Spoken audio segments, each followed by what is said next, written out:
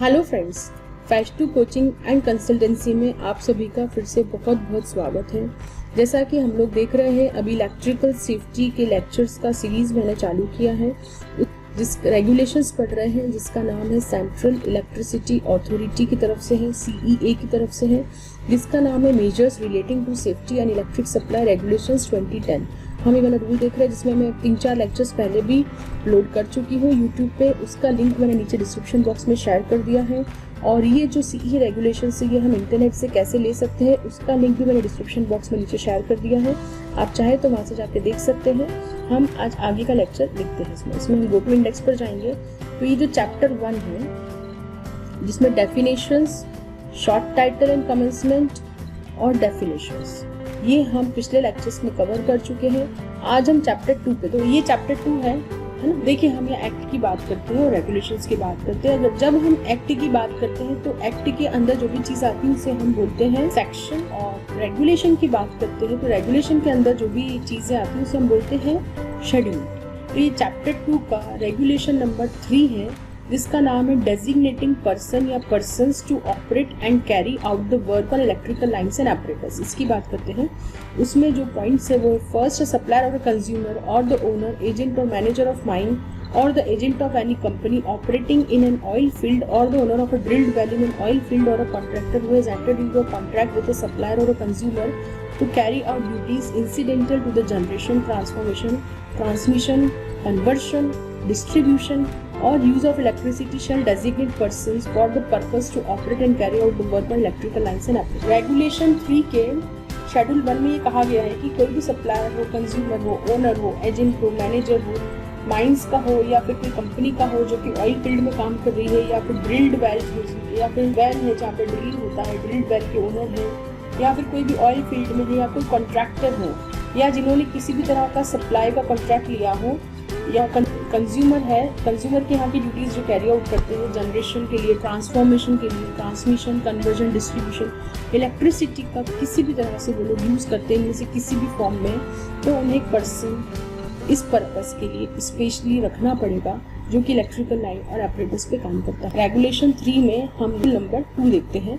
वो ये बात करता है द सप्लायर और कंज्यूमर और द ओनर, एजेंट और मैनेजर ऑफ अ माइन और the agent of any company operating in an oil field or owner of a drilled well in an oil field or a contractor referred to in sub regulation 1। ये regulation 3 का सब regulation 1 है, सब regulation 2 है, सब regulation 3। shall maintain a register wherein the names of the designated persons and the purpose for which they are engaged shall be entered। इसमें ये बात की गई है कि ऐसे किसी भी जगह जो कि इस सब रूल में, इस सब रेगुलेशन में कही है, एक रजिस्टर मेंटेन करना होता है इसी चीज। सब रेगुलेशन 1 में ये बात कही गई है कि कैसी जगह हो तो डेजिग्नेटेड पर्सन होना चाहिए, और सब रेगुलेशन 2 ये बात कर रहा है कि ऐसी कोई जगह पे कोई काम कर रहा है तो एक रजिस्टर मेंटेन करना होगा जिसमें डेजिग्नेटेड पर्सन और उसका पर्पस लिखा हो वो किस काम में लगा। फिर सब रेगुलेशन 3 की बात करते हैं। No person shall be designated under sub regulation 1 unless he possesses a certificate of competency or electrical work permit issued by the appropriate government or his name is entered in the register referred to as sub regulation 2। तो अब इसमें person की बात की गई है। जो person है वो कैसा पर्सन होना चाहिए, तो सबसे पहले तो उसके पास एक कॉम्पिटेंसी सर्टिफिकेट होना चाहिए, इलेक्ट्रिकल वर्क करने का परमिट होना चाहिए, मतलब एक कॉम्पिटेंसी सर्टिफिकेट जो उसको काम करने का दे। इलेक्ट्रिकल वर्क परमिट का कॉम्पिटेंसी सर्टिफिकेट होना चाहिए जो कि कोई प्रॉपर गवर्नमेंट ने, अप्रोप्रिएट गवर्नमेंट ने उसको दिया। मतलब कह सकते हैं कि उसके पास एक गवर्नमेंट द्वारा दिया हुआ कॉम्पिटेंसी सर्टिफिकेट होना चाहिए इलेक्ट्रिकल वर्क करने का, और उसका नाम उस रजिस्टर में एंटर होना चाहिए जिसकी यहाँ सब रेगुलेशन 2 में बात की गई है। तो ये था हमारा रेगुलेशन 3। अब आते हैं रेगुलेशन 4। रेगुलेशन 4 बात करता है inspection of designated officers and other safety measures. इसकी बात करता है रेगुलेशन 4। द रजिस्टर उसका सब रेगुलेशन 1 है। वो ये बात करता है the register maintained under sub regulation 2 of regulation 3 shall be produced before the electrical inspector when required by him. जो हमने ऊपर बात की थी कि एक रजिस्टर होना चाहिए मेंटेन, जो भी इलेक्ट्रिकल का काम करते हैं उनका, तो वो जब भी इलेक्ट्रिकल इंस्पेक्टर आपकी कंपनी में या इंडस्ट्री में विजिट करता है तो उसके मांगने पर वो रजिस्टर उसे दिखाया जाना चाहिए। सेकेंड पॉइंट है इसमें सब रेगुलेशन 2 है, मतलब if on inspection the electrical inspector finds that the designated person does not fulfill the required qualification, he shall recommend the removal of the name of such persons from the register. अगर electrical inspector को inspection पे ये पता चलता है कि वो person का क्वालिफिकेशन वैसा नहीं है जैसा कि चाहिए, रिक्वायर्ड क्वालिफिकेशन नहीं है, तो वो ये कह सकता है कि आप इसका नाम इस रजिस्टर से हटा दें। फिर हम देखते हैं regulation number 5, electrical safety officer. All suppliers of electricity, including generating companies, transmission companies and distribution companies, shall designate an electrical safety officer for ensuring observance of safety measures specified under these regulations in their organization for construction, operation and maintenance of power stations, substations, transmission and distribution lines.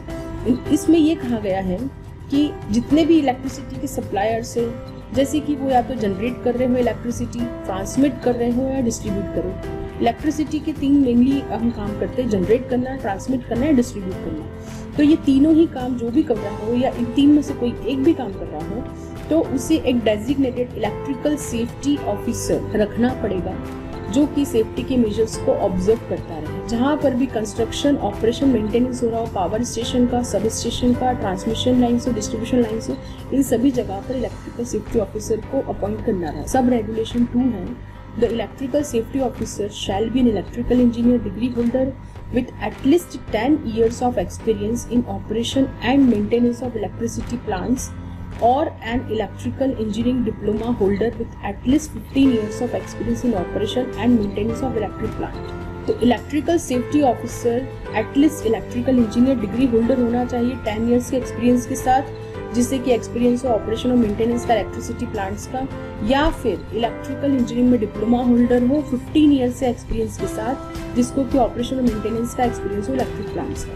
Right, ये उसका qualification की बात किया गया। फिर इसी का सब रेगुलेशन 3 है, the electrical safety officer designated under sub regulation 1 shall ensure periodic inspection of such installations, get them tested and keep a record thereof, and such record shall be made available to the electrical inspector if and when required। जो हमने इसका सब regulation 1 में बात किया था कि electrical safety officer होना चाहिए, इसमें ये बताया गया है कि उसे क्या देखना है, क्या इंश्योर करना है। तो उसे सारी इंस्टॉलेशन जो कि इलेक्ट्रिकल से जुड़ी हुई है उसका पीरियोडिक इंस्पेक्शन हुआ है या नहीं, उसे वो इंश्योर करना रहता है। उसे वो चेक टेस्ट करवाने, उसका रिकॉर्ड जनरेट करना, ये सब उसका काम रहता है। गेट देम टेस्टेड, उसे वो टेस्ट करवानी है, उसका रिकॉर्ड मेंटेन रखना है, और जब भी इलेक्ट्रिकल इंस्पेक्टर वो रिकॉर्ड मांगे उसे वो दिखाना है।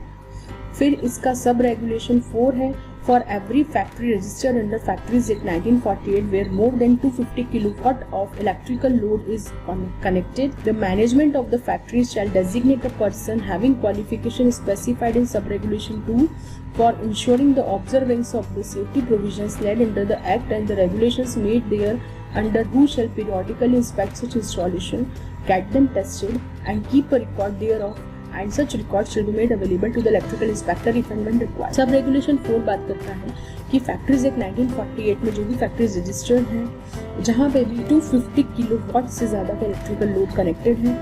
मैं आपको यहाँ एक चीज़ बता दूँ, नॉर्मली जो भी फैक्ट्रीज रन होती है उसमें 250 किलोवाट से ज़्यादा का इलेक्ट्रिकल लोड कनेक्टेड होता है। वो फैक्ट्री के मैनेजमेंट का रिस्पॉन्सिबिलिटी है कि वो एक डेजिग्नेट पर्सन, जिसे कि इलेक्ट्रिकल सेफ्टी इंस्पेक्टर आप कह सकते हो, जिसे कि इलेक्ट्रिकल सेफ्टी ऑफिसर आप कह सकते हो, जिसका क्वालिफिकेशन जो इसके सब रेगुलेशन 2 में दिया है उससे मैच करता हो, वो सेफ्टी के प्रोविजंस को इसमें इंश्योर करें, ऑब्जर्व करें, एक्ट में जो दिए हुए हैं। अब एक्ट की बात करें तो ये है इलेक्ट्रिसिटी एक्ट, इलेक्ट्रिसिटी एक्ट की बात कर रहे हैं यहाँ पे, और उसके रेगुलेशंस की जो कि है, रेगुलेशन तो यही वाला है, इलेक्ट्रिसिटी एक्ट की बात कर रहे हैं। वो इस तरह के इंस्टॉलेशंस को पीरियोडिकली चेक करे, टेस्ट करे, रिकॉर्ड मेंटेन करे और इलेक्ट्रिकल इंस्पेक्टर को रिकॉर्ड दिखाए। ये इसमें कहा गया है, रेगुलेशन 5 में ये कहा गया है, ये रेगुलेशन 5 में कहा गया है। तो आज हम यहीं तक देखते हैं इस लेक्चर में। होप आपको मेरे लेक्चर्स, वीडियोस पसंद आ रहे होंगे, तो आप प्लीज़ इसे चैनल को लाइक करते रहिए, अपने ग्रुप्स में इसे शेयर कीजिए, लोगों से कहिए इसे सब्सक्राइब करने के लिए,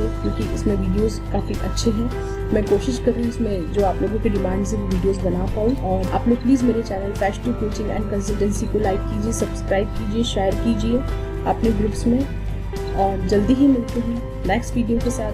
तब तक के लिए धन्यवाद, थैंक यू।